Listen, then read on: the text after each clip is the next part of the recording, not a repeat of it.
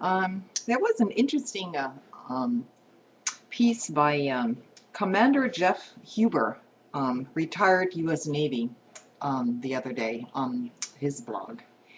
And he was addressing the privatization of armies and security services. So he had a few things to say. Basically, I'll read you some things that he's written here. The U.S. isn't just outsourcing its military security tasking, as the recently reported affair illustrates. SITE, S-I-T-E, one of several firms that specialize in intercepting al-Qaeda's internet communications, had its electronic cover virtually blown when someone in the White House released Osama bin Laden's latest videotape before Osama bin Laden did. Teeth and eyeballs flew in the subsequent fervor over who might have leaked the video.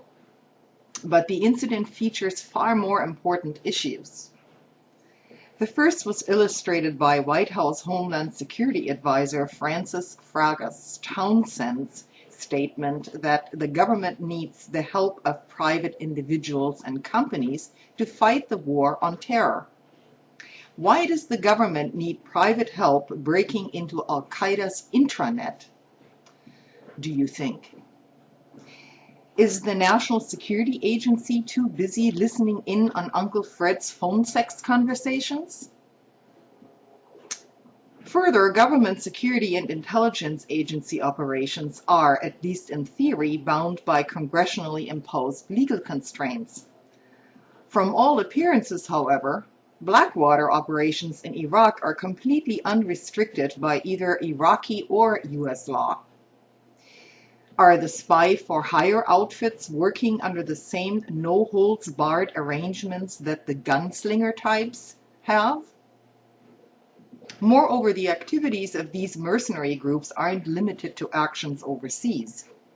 Blackwater operatives arrived in New Orleans shortly after Hurricane Katrina hit and well before federal and non-governmental aid organizations arrived. Tales abound of Blackwater personnel driving around the city in unmarked cars with no license plates, brandishing M16s and other assault weapons, and commandeering a private residence for use as headquarters. Many, if not all of them, had worked in Iraq. One complained to Jeremy Scahill of The Nation that he was only making $350 a day plus per diem on the New Orleans gig.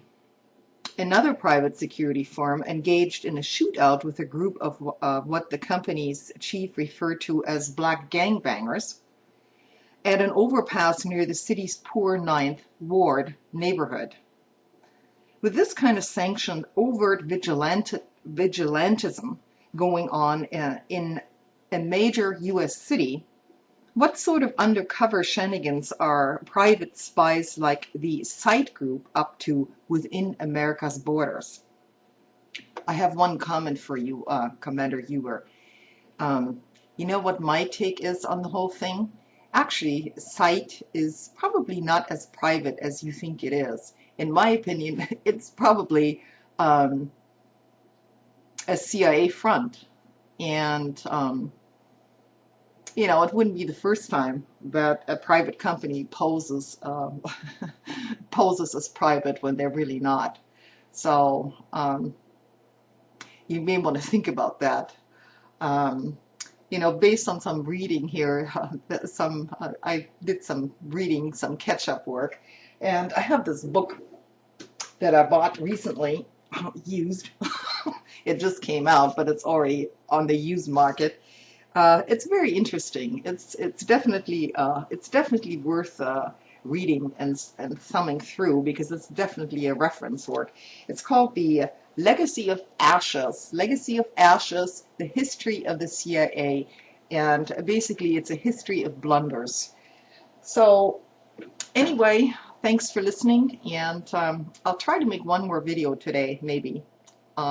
Thanks. Bye.